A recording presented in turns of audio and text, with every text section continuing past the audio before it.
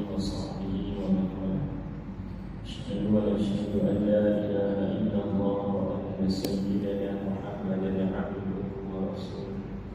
اللهم صل وسلم على سيدنا محمد الفاتح لما أغلق والخاتم لما سبق ناصر الحق بالحق والهادي إلى صراطك المستقيم وعلى آله وصحبه حق قدره ومقداره العظيم. اللهم فقهنا في الدين وعلمنا التأويل. اللهم ارزقنا فهم النبيين وحفظ المرسلين وإلهام الملائكة المقربين. يا فتاح يا عليم افتح قلوبنا واجعل العالمين واجعل أعمالنا خالصة لوجهك الكريم. نوينا التعليم والتعليم وتدبر والتذكير والنفع والانتفاع والإفادة والاستفادة والحث على تمسك بكتاب الله وسنة رسوله صلى الله عليه وسلم والدعاء إلى الهدى وبدلة الخير بدعاء مرضاتنا وقربه وثوابه سبحانه وتعالى. الله سبحانه وتعالى في القرآن الكريم على أعوذ بالله من الشيطان الرجيم وما أرسلناك إلا رحمة للعالمين. صدق الله العظيم. Terhati adalah mesti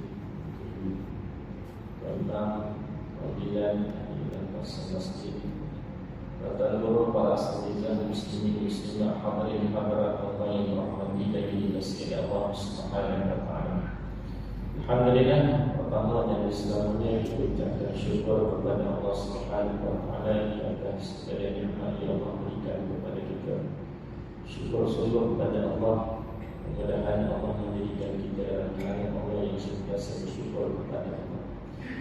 Kerana apa yang kita lakukan hari ini, ketaatan dan kita buat, ibadah yang kita lakukan, semuanya adalah nikmat daripada Allah. Maka syukur kepada Allah sungguh-sungguh dalam hati kita, merasa dalam jiwa kita, merasai benar-benar berharga nikmat yang Allah berikan kepada kita. Dan alhamdulillah pada malam ini dan selagi Allah memilih kita, selagi Allah menempatkan kita berada di rumah Allah Subhanahu wa taala. Dan tak semua manusia yang Allah letakkan dalam hatinya nak sampai rumah Allah. Mungkin ada orang yang datang tapi terhalang dengan sesuatu yang menyebabkan dia tak sampai rumah Allah. Ada orang yang mana mungkin dia tak terasa datang tapi Allah nak datangkan juga diri dia tersebut sampai di rumah Allah Subhanahu wa taala. Begitulah sekalian apa yang kita lakukan tersebut adalah daripada pertolongan daripada Allah. Maka syukur kepada Allah bila Allah menempatkan kita di atas kebaikan, menempatkan kita di atas di tempat-tempat kebaikan yang boleh memberikan kepada kita keuntungan yang besar dalam kehidupan kita, insya-Allah. Allah yang dirahmati dan dikasihi Allah Subhanahu wa taala, insya-Allah ruangan antara maghrib yang sangat berkah ini kita isi dengan sedikit sebanyak peringatan bersama, mudah-mudahan sedikit sebanyak bertambahnya ilmu dalam dada kita dan sedikit sebanyak memberikan peringatan dalam hidup kita. Kerana kita berjalan di atas dunia ini, terkadang ada perkara yang kita nampak sebenar rupanya salah, dan terkadang yang kita nampak salah rupanya benar. Kerana itulah suluhan kepada hidup ini mesti dengan ilmu. Sebab itu Nabi sebut al-ilmu nurun, ilmu ini umpamanya cahaya. Dan orang yang mana akhirnya hidupnya dengan cahaya, diselimuti dengan cahaya tersebut, pasti dia akan nampak yang benar itu benar, yang salah itu salah. Namun berbeza dengan orang yang tidak diselimuti dalam hidupnya dengan cahaya ilmu tersebut. Terkadang dia akan tersesat dan terkadang dia terjatuh kepada perkara yang mana salah. Jadi sebab itulah penting orang menghormati dan dikasihi Allah. Sentiasa hidup kita ini sentiasa diingatkan dengan ilmu, sentiasa diingatkan dengan ayat Allah Ta'ala, hadis Nabi SAW, dan juga apa yang disebutkan oleh para ulama, supaya mudah-mudahan kita meniti di jalan Allah Subhanahu wa taala, meniti menuju kepada Allah, sehinggalah kita sampai kepada destinasi yang dikehendaki oleh Allah Subhanahu wa taala, insya-Allah. Bapak yang dirahmati dan dikasihi Allah Ta'ala, pada malam ini saya kongsikan satu hadis Nabi SAW, mudah-mudahan memberikan kebaikan kepada kita bersama, insya-Allah. Hadis yang sangat penting dan yang mana hadis ini memberikan kepada kita pengajaran yang lain. Disebutkan oleh Nabi dalam hadisnya, bagaimana Nabi ceritakan kepada kita, itulah golongan yang akan mekar ataupun muflis di akhirat. Siapakah golongan tersebut? Maka inilah yang kita nak sebutkan pada malam ini, dan kita harapkan mudah-mudahan kita tidak tergolong dalam keadaan sedemikian. Yang hidupnya, akhirnya di akhirat nanti dia lihat sekalian apa yang dia ada tersebut, akhirnya tidak ada. Tidak ada nilai di sisi Allah, bahkan dia menjadi orang yang muflis. Pada itu Allahumma salli ala sayyidina Muhammad. Kita lihat terlebih dahulu hadis yang disebutkan oleh Nabi SAW. Disebut an Abi Hurairah radhiyallahu ta'ala anhu anna Rasulullah sallallahu alaihi wasallam qala atadruna man al-muflisu? Qalu al-muflisu fina man la dirham lahu wa la mata'. Faqala inna al-muflisa min ummati man ya'ti yawm al-qiyamah بصلاة وصيام وزكاة ويأتي وقد شتم هذا وقذف هذا وأكل مال هذا وسفك دم هذا وضرب هذا فيعطى هذا من حسناته وهذا من حسناته فإن فنيت حسناته قبل أن يقضى ما عليه أخذ من خطاياه فطرحت عليه ثم طرح في النار. رواه مسلم. InsyaAllah hadis yang sangat mendidik kepada kita peringatkan supaya kita hati-hati kita jangan sekali-kali kita termasuk dalam golongan yang sedemikian, itulah yang muflis di akhirat. Apa disebut daripada hadis kita lihat terlebih dahulu, itulah pengertian ini. Disebutkan daripada Abu Hurairah radhiyallahu ta'ala di antara sahabat Nabi SAW yang banyak meriwayatkan hadis Nabi SAW, yang banyak berkhidmat kepada, walaupun dia lama bersama Nabi, tapi dia banyak masa dia ketika mana berada berdamping dengan Nabi ketika mana di Madinah. Namun Masya Allah, tabarakallah, hadisnya tidak cukup banyak yang diriwayatkan oleh Abu Hurairah radhiyallahu ta'ala. Disebutkan daripada Abu Hurairah radhiyallahu ta'ala bahawa Rasulullah sallallahu alaihi wasallam bersabda. Dan disebut apa dia yang dikatakan kepada sahabat pada ketika tersebut, Nabi tanya, atadruna manil muflis? Dan ditanya kepada sahabat, tahukah kamu siapakah golongan yang muflis? Siapakah orang yang bankrupt? Ditanya oleh Nabi SAW kepada sahabat. Qala, maka sahabat dengar ini, maka ada sebahagian sebut apa dia? Al-muflis. Jawab apa yang Nabi tanya tersebut, maka dikatakan siapakah golongan muflis yang bankrupt tersebut? Ada sebahagian sahabat mengatakan al-muflisu fina man la dirham lahu wa la mata'. Maka dijawabnya orang muflis di kalangan kami ialah seseorang yang tidak memiliki dirham yang dibuang dan juga tidak memiliki harta. Ini jawab sahabat sedemikian dan mengatakan masuk orang muflis siapa ni? Orang tak ada harta. Dan orang yang tak ada dirham, tidak ada dirham, itulah yang dikatakan orang muflis. Betul masalah daripada apa yang dijawab oleh tidak sahabat sedemikian, banyak betul, tapi betul di situ adalah muflis pada pandangan dunia. Namun yang disebutkan oleh Nabi ini bukanlah sedemikian. Nabi maksudkan muflis ini adalah muflis yang ada disebutkan kata Nabi SAW kemudian dia dalam hadis ini, faqala innal muflisa min ummati man ya'ti yawmal qiyamah. Disebut apa dia? Nabi kata sesungguhnya orang yang muflis itulah sebenar-benar muflis, kata Nabi SAW, dalam kalangan umat, min umat, daripada kalangan umat, iaitulah man ya'ti yawmal qiyamah bi salatin wa siyamin wa zakat. Iaitulah seseorang yang datang pada hari kiamat dalam keadaan dia membawa pahala sembahyang yang dilakukan, ibadah salatnya, salat fardunya, sembahyang sunahnya, qiyamul lail, sekalian ibadah sembahyang, sekalian tersebut dibawa di akhirat. Dan bahkan bukan sekadar salat wasiat, dan juga dia melakukan ibadah puasa wajibnya, puasa sunahnya, isinya fardunya, puasa yang lain, dia dilakukan sedemikian ibadah puasa wa zakat, dan tidak dibayarkan zakat. Allahumma salli ala sayyidina Muhammad, sekalian daripada ibadah tersebut dibawa di akhirat nanti, sekalian yang dilakukan tersebut dibawa di hadapan Allah Subhanahu wa ta'ala. Namun kenapakah orang sedemikian disebutkan oleh Nabi tadi dia boleh menjadi muflis? Inilah yang disebutkan oleh Nabi sallallahu alaihi wasallam. Di saat mana dia bawa amalan tersebut, dia bawa bekal tersebut, dia bawa sekalian apa yang kebaikan yang dilakukan di dunia tersebut, maka Nabi sebut kepada dia menjadi muflis di akhirat. Itulah disebut wayati wa qad syatamaha. Nabi menyatakan kepada dia tersebut, maka pula ketika mana di dunia terdahulu orang yang sedemikian yang melakukan ibadah, puasanya, sembahyangnya, zakatnya dan amalan kebaikan yang lain, ketika mana di dunia terdahulu dan kemudian di akhirat dia menjadi muflis kerana dia. Dan disebut kerana ketika mana di dunia terdahulu wa ya'ti wa qad syatamaha, antaranya adalah kerana dia pernah mencaci maki orang. Dia pernah caci maki orang tersebut, dia pernah hina orang tersebut, dia pernah merendahkan orang tersebut. Maka orang yang sedemikian Nabi sebut antara sifat orang tersebut akan menjadi muflis di akhirat. Orang yang suka caci maki orang. Dan ini sebab itu Allah yang rahmati dan dikasih Allah Ta'ala, jangan sekali ada sifat sedemikian dalam diri kita. Jangan caci orang lain, jangan merendahkan orang lain, jangan menyebabkan hilang orang lain. Itulah perbuatan yang akan menyebabkan seseorang tersebut di akhirat dia akan menyesal daripada perbuatannya. Jangan caci maki orang. Kita ni kadang-kadang suka sangat cari keaiban orang. Kita suka sangat mencari benda yang kekurangan orang lain, sehingga kadang-kadang kita lupa keaiban yang besar pada diri kita. Kita kadang-kadang suka lihat keburukan orang lain, sehingga kadang-kadang kita lupa keburukan kita yang banyak. Maka kerana itulah jangan sekali-kali kita hina dan caci maki orang.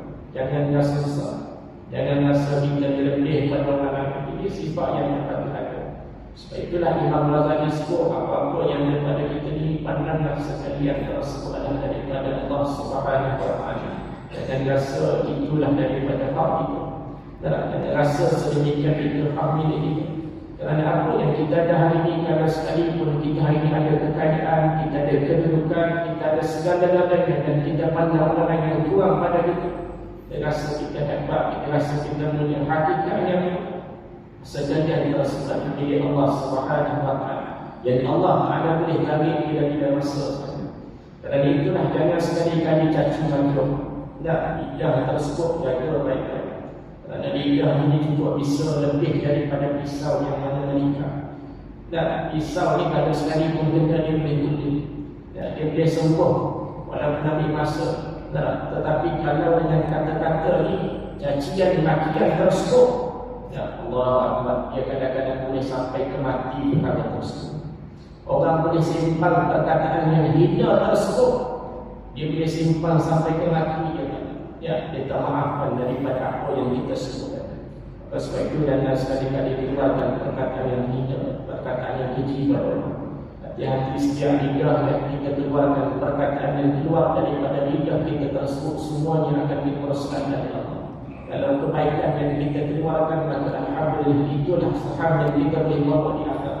Namun kalaulah perkataan tersebut ada kaitan dengan manusia dan kita pernah hina, caci maki dan keji orang tersebut, ini adalah sesungguhnya perbuatan lidah kita tersebut akan diperoskan oleh Allah, dan kita akan menyesal dengan penuh penyesalan dengan perbuatan yang kita lakukan tersebut. Kerana itulah yang disebut antara sifat orang yang mana muflis di akhirat, iaitulah orang yang mana dikatakan oleh Nabi SAW waqad syatamaha. Dia sentiasa, dia pernah mencaci maki orang lain.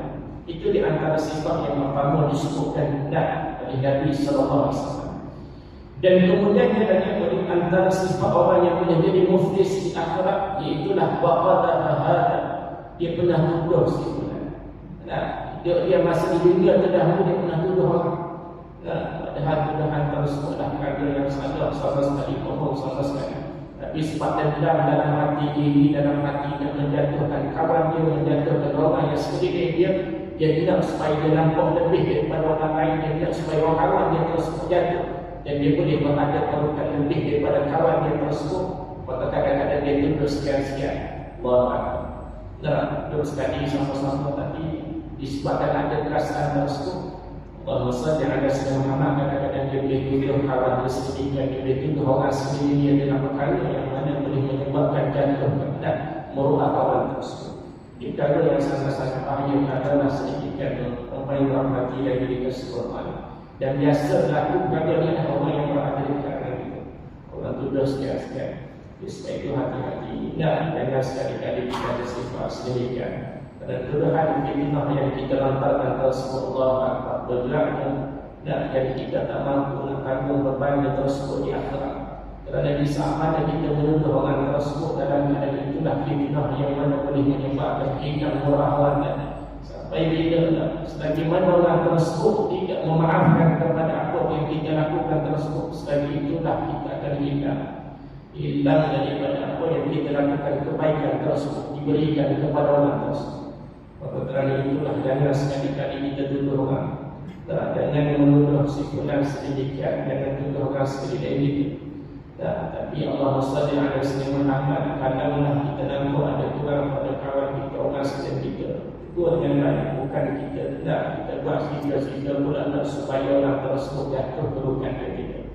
Jangan lakukan perbuatan sedemikian kerana kita akan menyesal di akhirat. Dan ketiga di antara disebutkan oleh Nabi SAW orang yang boleh jadi muflis, iaitulah wa'akana ma'adaha, iaitulah orang yang memakan harta orang lain.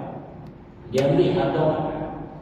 Perkara yang sangat bahaya adalah kita seseorang yang mana diberikan amanah, diberikan kepercayaan untuk jaga mana-mana terhadap mana-mana Allah SWT Muhammad, amanah ada harta tersebut untuk kita jaga. Tak kira lah mana-mana terhadap persatuan ke NGO ke mana-mana satu perkara yang mana diberikan amanah kepada kita, maka jangan sekali-kali kita ambil harta seseorang tersebut. Jangan ambil perkara tersebut sekali pun satu sen daripada harta tersebut. Kerana nilai satu sen, nilai sedikit yang kita nampak tersebut boleh menjadi sebab kita tak boleh masuk surga dengan perbuatan tersebut. Kerana itulah jangan sekali-kali ambil harta orang lain. Jangan ambil mudah dalam soal ambil perkara orang lain. Minta terlebih dahulu. Kalaulah itu yang kita kenal, maka minta terlebih dahulu dengan si fulan. Itulah Allah SWT Muhammad. Hak pada orang lain, pastikan kita minta supaya kita mendapat kebenaran daripada orang tersebut. Dan kalaulah sebelum daripada kita pernah ambil harta orang tersebut, atau pulangkanlah harta tersebut. Sekalipun ialah sekecil, sekalipun sebatang pencil, sekalipun sedikit, sekalipun nilainya, pulangkan daripada apa yang kita ambil tersebut. Jangan jadi sebab menyebabkan kita payah di akhirat dengan sebab sesuatu yang kita nampak kecil. Kerana kecil yang kita nampak di dunia, tapi berat besar di akhirat kerana mengambil hak dan mengambil hak ataupun dan mengambil daripada Allah SWT Muhammad sesuatu daripada orang lain. Maka kerana itulah Allah yang rahmati dan dikasihi Allah Subhanahu wa Ta'ala, pastikan dengan apa yang kita ambil tersebut, harta yang kita dapat, harta yang kita terima tersebut adalah sumber yang benar, itu adalah hak kita. Sumber yang halal, sumber yang sepatutnya itu hak kita. Bukan ambil lebih, bukan ambil daripada yang bukan sepatutnya. Kerana sekian daripada harta tersebut akan dipersoalkan oleh Allah. Itu dalam hadis yang disebut, di antara yang disebut kerana meletakkan bergaya seseorang umat, seseorang manusia tersebut, melainkan akan ditanyakan kepada yang 4 persoalan. Antara persoalan yang akan ditanya oleh Allah pada kita semua, saya yang cakap tentang semua dengan apa ni, akan ditanya oleh Allah kerana daripada mana sumber yang kamu dapat harta tersebut, dan juga kemanakah kamu gunakan harta tersebut. Inilah yang akan dipersoalkan oleh Allah. Dan setiap sen, setiap apa yang kita dapat tersebut, semuanya akan diperhitung di sisi Allah Subhanahu wa Ta'ala. Makin banyak perkara yang mana kita ambil hak orang lain, makin susah. Dan selagi mana tidak dihalalkan oleh orang punya tersebut, selagi itulah kita akan tersangkut dan termasuk ke syurga Allah Subhanahu wa Ta'ala. Jadi inilah disebutkan antara yang ketiga dan disebutkan kepada kita, iaitulah antara orang yang boleh menyebabkan dia menjadi muflis di akhirat, iaitulah dia memakan harta orang lain. Dan yang paling lebih besar adalah dia makan daripada harta orang lain. Sebab itu di antara disebut oleh Nabi SAW antara 7 dosa besar. Maka antara 7 tersebut itulah memakan daripada harta orang lain. Maka sebenarnya kalau kita diberikan amanah untuk menjaga sedemikian harta sedemikian, maka jagalah dengan penuh amanah, penuhlah dengan integriti. Pastikan kita menjaga dengan baik setiap apa yang kita gunakan tersebut. Pastikan dengan sebaik, bukan bermudah-mudah dan bukan kita mengambil kesempatan daripada apa yang kita ada tersebut. Maka inilah perkara yang kita kena hati-hati bahawa supaya berkat harta yang kita dapat tersebut berkat. Dan itulah yang kita nak dalam hidup kita, semua bukan yang banyak yang kita nak, tapi yang kita nak berkat dalam hidup. Banyak sekali pun dalam hidup, tapi tak ada keberkatan yang akan datangkan kebahagiaan dalam hidup kita. Banyak mana sekalipun yang kita dapat di dunia, tapi tidak ada keberkatan di sisi Allah, kita akan bawa bahagia dalam hidup. Maka kejarlah keberkatan dalam hidup. Pastinya keberkatan itu akan mendatangkan kebahagiaan. Maka tuan-tuan yang rahmati lagi dikasih Allah Ta'ala, maka dah disebutkan kepada kita tadi, golongan yang ketiga yang boleh menjadi bankrupt ataupun muflis di akhirat, iaitulah memakan harta sesuatu. Dan yang keempat yang disebutkan kepada kita tadi, antara orang yang boleh jadi muflis, iaitulah wasafah kadamaha, iaitulah seseorang yang pernah menumpahkan darah sesuatu. Yang pernah belajar sekian, yang pernah hendak Allahumma salli ala sayyidina Muhammad, pernah macam-macam kita sebut, nak menumpahkan darah seseorang tersebut, nak tumbuk sehingga akan menyebabkan kesimpulan tersebut, nak menumpahkan darah pada ketika tersebut. Maka ingat sekalian tersebut akan menyebabkan orang tadi sekali mana dia tidak maafkan kita, sekali itulah perbuatan kita tersebut akan dipersoalkan, dan akhirnya di akhirat nanti kita akan menjadi orang yang muflis yang disebutkan oleh Nabi SAW. Maka jangan sekali-kali mudah dalam kita nak lakukan perbuatan sedemikian. Kadang-kadang kita ni nak tunjuk gesture, nak tunjuk harta kita, nak tunjuk amal kita tersebut. Maka kadang-kadang kita rasa dengan perbuatan kita tersebut kena sebelah kerana kita dah orang tersebut sebagai diwasikan. Maka sepatutnya bukan sedemikian kita bagilah kepada orang yang sepatutnya dia meletakkan hukum yang menjatuhkan hukum. Bukan kita orang yang dalam masyarakat sedemikian kita adukan apa yang sepatutnya tersebut kepada pihak yang sepatutnya.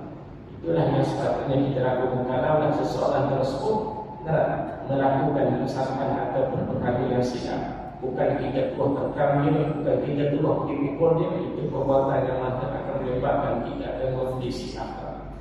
Dan nanti di antara disebutkan lagi orang yang akan muflis itulah Allah Ta'ala, itulah dia memukul orang lain, menumpahkan darah sisulan dan pernah memukul sisulan lagi. Ditambah rahmati lagi dikasih Allah, itulah di antara 5 sifat yang disebutkan oleh Nabi SAW, yang mana seseorang tersebut boleh menjadi muflis. Dan sekalian yang kada kita lihat daripada apa yang disebutkan oleh Nabi tersebut, semua ialah perkara yang bersangkut paut yang ada kaitan dengan manusia. Kerana itulah hati-hati kita waspadalah daripada sebarang dosa dan kesalahan yang bersangkut paut dengan manusia. Dosa dengan Allah kita minta sungguh pada Allah, taubat dengan sungguh taubatan nasuha. Ya ayyuhalladzina amanu tubu ila Allahi taubatan nasuha. Wahai sekalian mereka yang beriman kepada Allah, taubatlah kamu dengan taubat nasuha. Taubat sungguh. Ini kalau dosa kita dengan Allah menyesal sungguh, cukup 3 syarat, iaitulah kita an-nadamah, menyesal, kemudian kita meninggalkan perbuatan tersebut dan kita berazam tidak akan melakukan perkara tersebut, maka insya-Allah Allah akan ampunkan dosa kita. Namun kalaulah dosa dan kesalahan tersebut yang ada sangkut dengan manusia, kita pernah caci orang tersebut menyebabkan sakit hati dia, menyebabkan hilang nurah dia, kita pernah ambil hak dia, kita tak bagi tahu dia, tak minta kebenaran dia, tak minta kebenaran izin dia, maka sekalian yang kita lakukan tersebut ada kaitan dengan manusia, dia tidak akan selesai sekadar kita bertaubat sedemikian semata-mata. Mestilah diminta izin dan diminta halal atau diminta maaf kepada orang sendiri. Jadi itulah Allah SWT ala sayyidina Muhammad, yang tidak kita kena sentiasa waspada diri kita dan hati-hati kita. Jangan sekali-kali kita buat mudah dengan soal apa yang kita ambil pada orang lain tersebut. Kerana sekalian tersebut pastinya akan menyebabkan kita akan menyesal, yang mana kita akan berada dalam keadaan muflis sebagaimana disebutkan tadi. Dan lagi apa disebutkan Nabi Allah SAW Muhammad, bagaimana keadaan orang tersebut, 5 ciri tersebut. Nabi menyatakan fa'yu'ta hadha min hasanatihi wa hadha min hasanatihi fa in faniyat hasanatuhu qabla an yuqda ma 'alayhi. Nabi ceritakan kepada kita, Nabi nyatakan kepada kita bagaimanakah keadaan orang tersebut yang mana di dunia tersebut dia pernah melakukan perbuatan yang mana bersangkut dengan manusia. dan akhirnya dia muflis. Nabi menyatakan fayuq wa hadha min hasanatihi, maka akan diberikan kepada orang yang dia pernah aniaya tersebut daripada pahala kebaikan orang. Maknanya bagi orang yang mana melakukan tidak dia melakukan perkara sedemikian kepada saudara dia, kepada orang sekeliling dia tersebut, akhirnya di akhirat nanti kebaikan yang dilakukan, solat yang dilakukan, pahala sedekah yang dilakukan, pahala zakat yang dibayar tersebut, pahala puasa yang dilakukan tersebut, maka Nabi menyatakan orang yang pernah dianiaya tersebut hendaklah diberikan pahala kebaikan tadi kepada orang tersebut. Ya, apa yang kita bawa ni, kalau contoh kita nilaikan umpama pula 10,000 yang kita bawa ganjaran tersebut daripada 10,000 yang kita ada tersebut, amalan tersebut yang kita ada, maka Allahumma salli ala sayyidina Muhammad, pahala kita tersebut hendaklah diberikan kepada orang yang kita aniaya. Dan begitulah sekalian orang yang kita pernah aniaya, kadang 10 orang kita pernah aniaya, 10 orang, 5 orang kita pernah hina dia, pernah benci dia, 5 orang kita pernah ambil hak dia, maka 10 orang yang kita ada sangkut paut tersebut hendaklah kita berikan pahala kebaikan yang kita bawa tadi, pahala solat kita, zakat yang kita bayar, pahala solat dan pahala puasa tadi hendaklah digantikan dan diberikan kepada orang yang pernah kita aniaya. Bahawa kita dikatakan semua dengan keadaan pahala kita pun tak seberapa, solat kita pun Allah Akbar, boleh nilai masing-masing mana keadaan kita solat, sejauh mana kualiti solat kita. Dan begitulah ibadah-ibadah yang tak seberapa, dalam keadaan kita tak seberapa ibadah dan pahala yang kita bawa ni, tiba-tiba di akhirat kita kena bayar dan kena ganti rugi daripada perbuatan yang kita pernah lakukan. Allahu Akbar. Sebab itu tuan-tuan yang rahmati lagi dikasih Allah Ta'ala, bangunnya pada orang tersebut dia bekerja, akhir bila dia dapat hasil dia kena bagi pada orang lain, agak-agak rasa macam terang Allah tak ada nilai, terang habis begitu saja, terang tak ada benda yang dibawa pada ketika tersebut. Akhirnya tinggal amal kebaikan tersebut semuanya tidak diberikan kepada orang yang dia pernah aniaya. Inilah disebutkan oleh Nabi SAW, disebutkan begitulah pula seterusnya terhadap orang lain yang pernah dianiaya tersebut, ia akan diberikan pula daripada pahala kebaikan orang tadi, sehinggalah disebutkan sehinggalah fa'in faniyat hasanatu, sehinggalah apabila telah habis pahala, ada pahala di bawah tadi umpama kita sebut 10,000 tadi nak bagi kepada setiap 10 orang tadi 10,000, maka tak cukup dengan apa di bawah tadi kalau kita nak tinggi. Maka sehinggalah habis kebaikan yang dibawa, dia hanya boleh bayar ganti rugi kepada 5 orang saja. Maka 5 orang tadi itu macam mana keadaannya, maka Nabi menyatakan sedemikian. Itulah apa dia Allah SWT Muhammad, sehingga dia telah habis pahalanya, sedangkan bebanan dosa penganiayaan yang belum lagi dijelaskan, ini belum dapat dibayar semua, maka akan diambil daripada kesalahan orang yang dianiaya tersebut lalu dibebankan kepada orang tersebut. Allah. Begitulah keadaan orang yang pernah aniaya tadi, dia tak mampu nak ganti rugi, tak mampu nak bagi-bagi, nak balas balik dengan perbuatan yang pernah dilakukan tersebut. Orang yang pernah aniaya tersebut dia tak mahu perkara lain, dia bukan nak supaya kita ganti balik dengan duit, dengan perkara yang lain, dengan benda yang kita ambil tidak, yang kita pernah nak hina dia tidak. Jadi hendaklah bagaimana pahala kebaikan dan supaya boleh lagi menambahkan kedudukan diri Allah, boleh mampu jadi akhirat. Maka di saat mana kita tersebut yang kita pernah aniaya orang tadi, maka pada ketika tersebut kita hendaklah memberikan pahala kebaikan kepada orang tersebut. Sehinggalah ada ramai orang yang kita pernah aniaya tersebut dan kita ganti balik dengan perbuatan kita tadi, ganti rugi perbuatan kita tersebut, sehingga habis pahala amal yang kita lakukan tadi. Namun masih lagi ada orang yang dia tak mampu nak bayar tersebut. Maka kata Nabi SAW, akhirnya maka orang tersebut dia kena ambil daripada kesalahan orang yang dia pernah aniaya tersebut dan dibebankan kepada orang tersebut.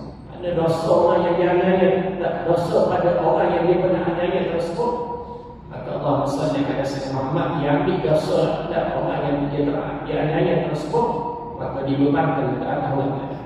Dan ya Allah SWT Muhammad, akhirnya kata Nabi SAW, apa dia keadaan orang tersebut, wa turihat alaihi summa turihat finnar, maka selanjutnya orang itu akan dicampurkan ke dalam api. Nah, itulah keadaannya orang yang merahmati lagi dikasih Allah. Mereka yang menjadi muflis di akhlak asbab daripada perbuatan yang pernah lakukan kepada manusia menyebabkan di akhlak dia muflis. Amalan kebaikan tersebut tidak ada pada dia kerana hendaklah digeritak dengan teologi dengan perbuatan yang pernah aniaya kepada orang lain. Jadi Allah SWT ada sedang amalan atas sebab itu Allah semua kita hidup di dunia ini dengan hati-hati. Jangan ikut nafsu, jangan ikut syaitan yang sentiasa menghasut kita buat kejahatan. Tapi ikutlah dengan panduan ilmu dan juga hendaklah mengikut dengan akal yang baik. Dan akal yang baik itulah istilah sentiasa diserami dengan ilmu. Barulah dia akan sentiasa melihat kebenaran dan sentiasa dipandukan dengan kebaikan.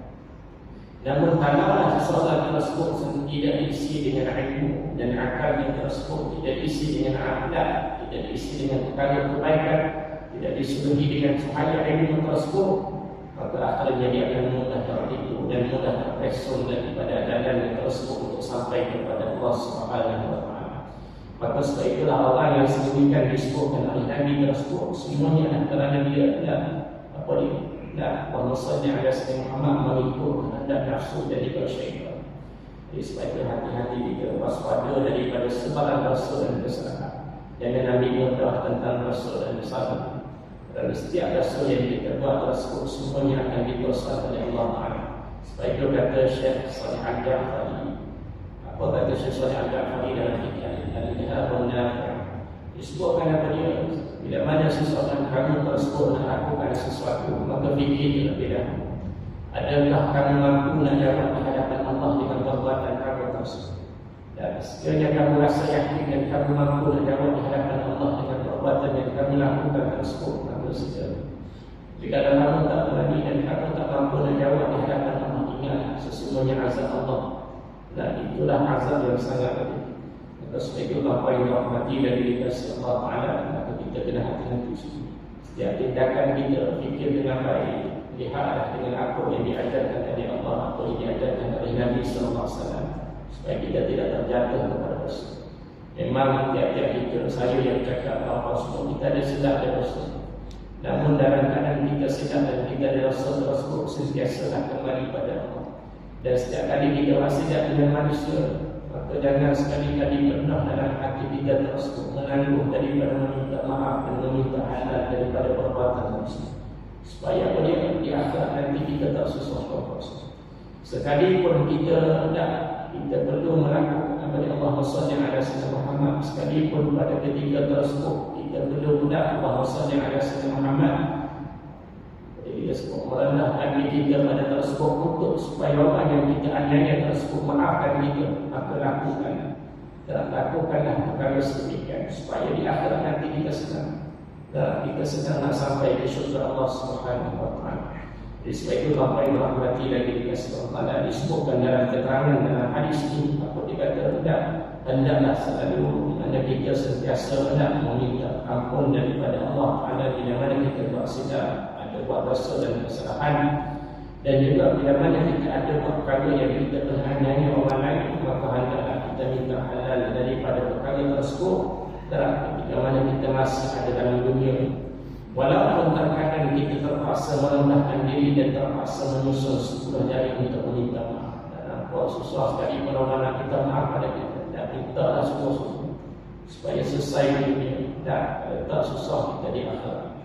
Dan juga Allah SWT Muhammad ialah kita dipandang rendah atau hina di dunia asalkan kita terlepas daripada bebanan dosa pada hari kiamat.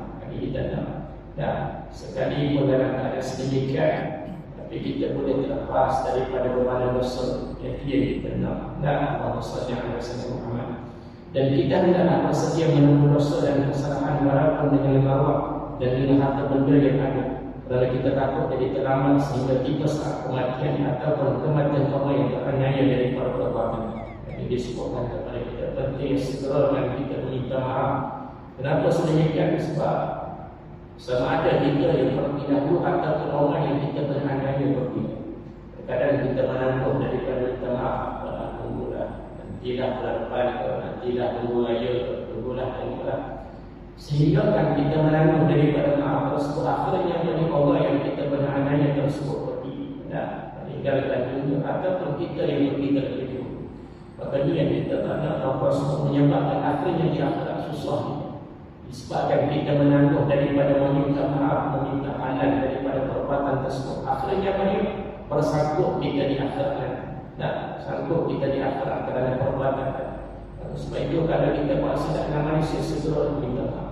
Jangan letakkan ego dalam diri kita untuk kita minta maaf dengan Allah.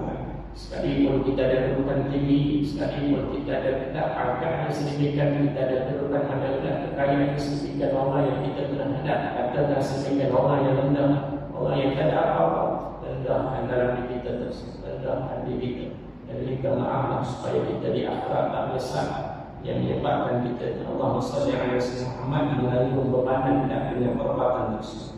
Maka ini yang disebutkan kepada kita kerana kita takut jadi terlambat sehingga tiba saat kematian atau kematian awal teraniaya di perbuatan. Maka terpaksalah kita berhadapan dengan orang yang berkenaan di mahkamah agung Rabbul Jalil, iaitulah di pada mahsyar.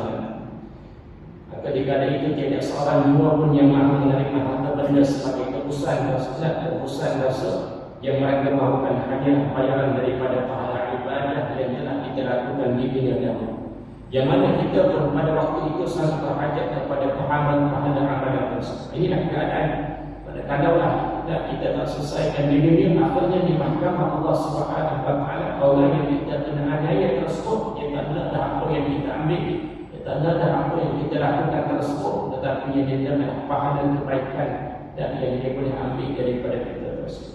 Maka Allah SWT Muhammad itulah keadaannya. Dan baiklah disebut kalau pahala yang ada itu cukup untuk menanggung dosa. Kalau tak cukup maka terpaksa kita menanggung beban dosa mereka ke atas bahu kita yang akan menjerumuskan kita ke dalam lubang api neraka. Inilah keadaan yang disebutkan kepada kita.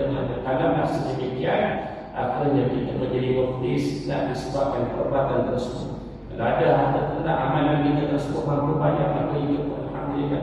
Tapi kalau tak mampu akhirnya apa dia? Allah SWT Muhammad terpaksa dengan menanggung beban dosa tadi sehingga akan disebutkan oleh Nabi tadi boleh dicampurkan ke dalam api. Dan fatulihat alaihi summa tulihat dicampurkan orang tersebut ke dalam api.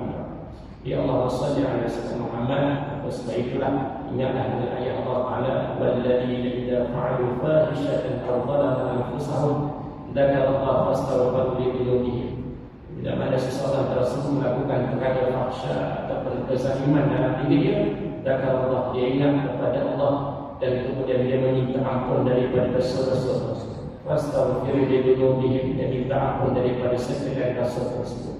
Maka kita tuan-tuan semua kita ada sisa dan kita ada sabar itu.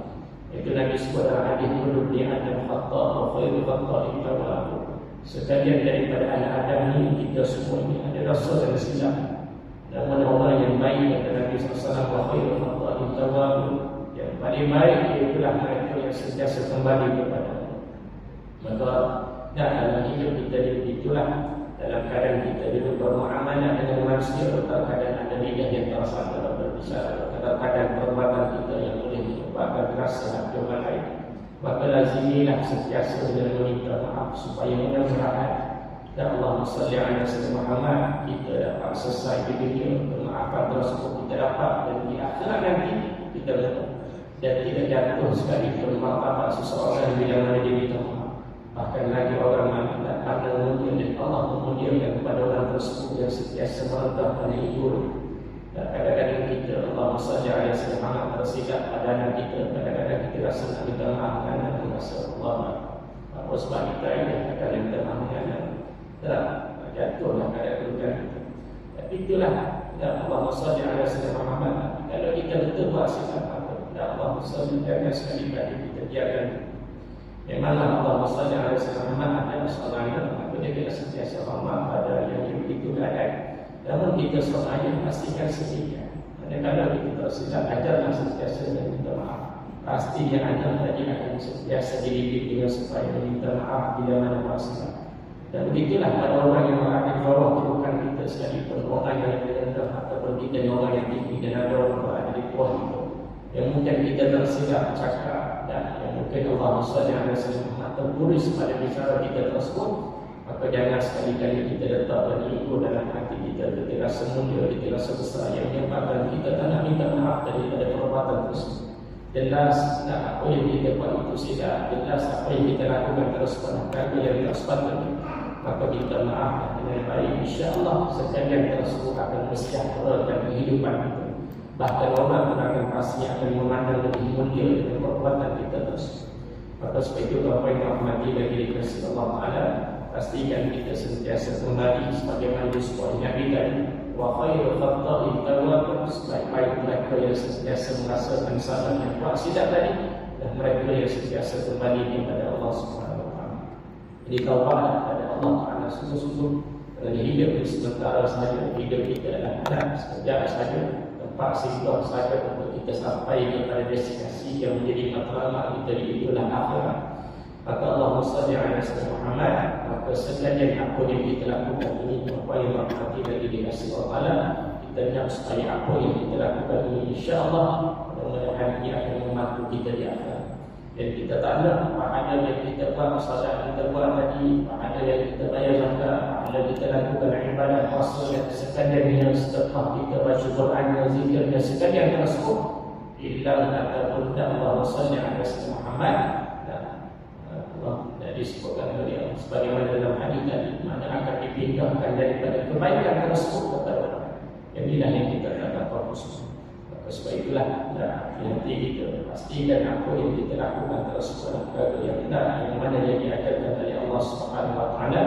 Dan insya-Allah mudah-mudahan sekalian apa yang kita lakukan tersebut insya-Allah itulah yang akan menjadikan kemudahan bila mana kita masuk ke dalam kubur nanti, dan seterusnya dibangkitkan di mahsyar dan kita menuju kepada syurga Allah Subhanahu Wa Taala. Dan sama-samalah kita hendak daripada kita agar tidak melakukan dengan perbuatan yang disebutkan oleh Nabi tadi, itulah perbuatan yang akan menyebabkan seseorang tadi menjadi muflis.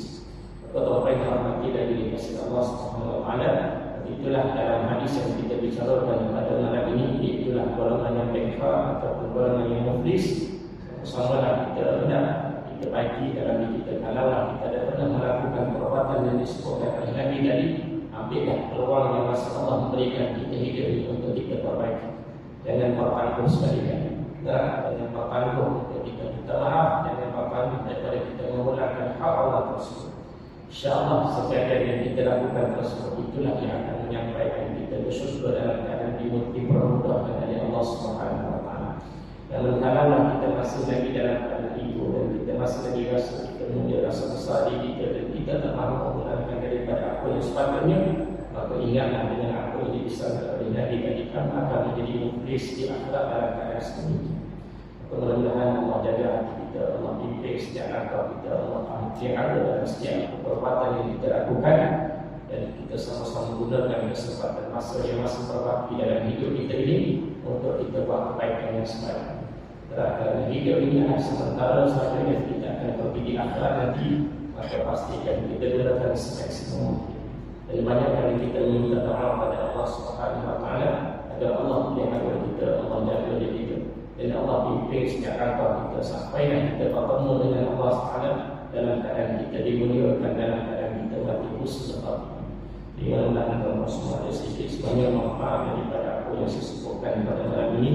Dan kalau tidak golongan yang bengkak, golongan muflis, mudah-mudahan kita dapat sama-sama kongsikan kepada orang lain supaya kita dapat jaga diri kita, bukan sekadar diri kita saja, tapi jaga kepada anak kita, keluarga kita, orang yang berada di bawah tanggungan kita, supaya sama-sama kita dapat bawa ke syurga Allah Ta'ala, bukan menjadi bengkak di akhirat.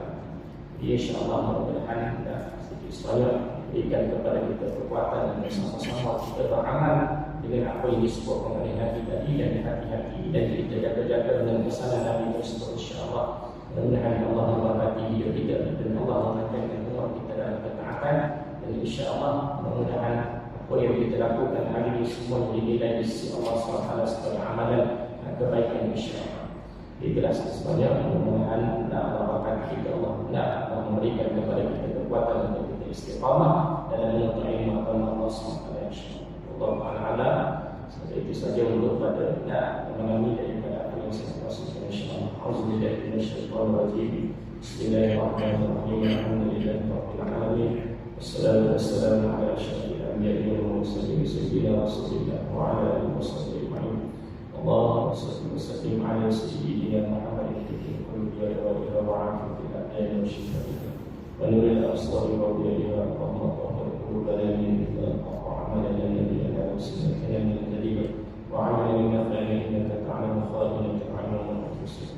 Ya Allah, ya Tuhan kami, adalah kami Allah, jadikan kami adalah hamba yang sentiasa bertaubat kepada-Mu ya Allah. Ya Allah, ya Tuhan kami, inilah kami Allah kepada-Mu ya Allah. Ambillah kami dari sekarang kami ya Allah. Tolonglah kami ya Allah, bantulah kami ya Allah, jadikan kami adalah hamba yang bersyukur kepada-Mu ya Allah. Ya Allah, ya Tuhan kami, jadilah kami pada perbuatan yang menyebabkan kami menjadi orang yang istimewa. Jadikanlah kami dengan Allah yang sentiasa berhati dalam hidup ini ya Allah. Jadikan setiap langkah kami, setiap langkah yang mendekatkan kami kepada-Mu ya Allah. Jadikan lidah kami dan sentiasa bersama lidah kepada-Mu ya Allah. Jadikan ya Allah, telinga kami telinga sentiasa mendengar ayat-Mu ya Allah. Jadikan mata kami mata yang sentiasa melihat kebesaran-Mu ya Allah. Jadikan tangan kami tangan sentiasa dengan membantu manusia ya Allah. Jadikan kaki kami ya Allah, kaki yang sentiasa sampai ke rumah-Mu ya Allah. Jadikan kaki kami kaki sentiasa sampai ke ilmu-Mu ya Allah. Jadikan tubuh badan kami tubuh badan yang benar melakukan ibadah kepada-Mu ya Allah. Ya Allah, berkatilah hidup kami ya Allah, berkatilah sisa hidup kami ya Allah, berkatilah apa kami ya Allah, berkatilah segala apa yang ada dalam diri kami ya Allah. Ya Allah, ya Tuhan kami ya Allah, sebagaimana kami ikutkan kami ya Allah di rumah-Mu ya Allah pada malam ini ya Allah. Ikutkan kami ya Allah bersama baginda Nabi SAW di syurga nanti ya Allah. Ikutkan kami dengan para sahabat, ikutkan kami dengan para saleh ya Allah. Ya Allah, ya Rahman, ya Rahim ya Allah, matikan kami mati yang baik ya Allah. Dengan matikan kami mati yang hidayah ya Allah. Ya Allah, ya Tuhan kami, bisa mana kami mati ya Allah. Berdirikanlah ya Allah, kubur kami di antara tanah-tanah syurga ya Allah. Ya Allah, ya Tuhan kami, bisa mana kami dibangkitkan di mahsyar nanti ya Allah. Berdirikanlah keadaan kami yang mulia ya Allah. Ya Allah, ya Tuhan kami, bisa mana kami dibangkitkan ya Allah. Jadikanlah kami dari orang yang dapat bertemu dengan baginda Nabi SAW ya Allah. Permudahkanlah Allah jalan kami ya Allah. Ketika kami berjalan di tiap saat. Ya Allah, ya Rahman, ya Rahim ya Allah. Ya Allah, ya Rahman, ya Rahim ya Fattah ya Alim. Rabbana atina fid dunya hasanah wa fil akhirati hasanah wa qina adzabannar. Sallallahu alaihi wasallam Muhammadin nabiyil karim wa ala alihi wasallam. Alhamdulillah.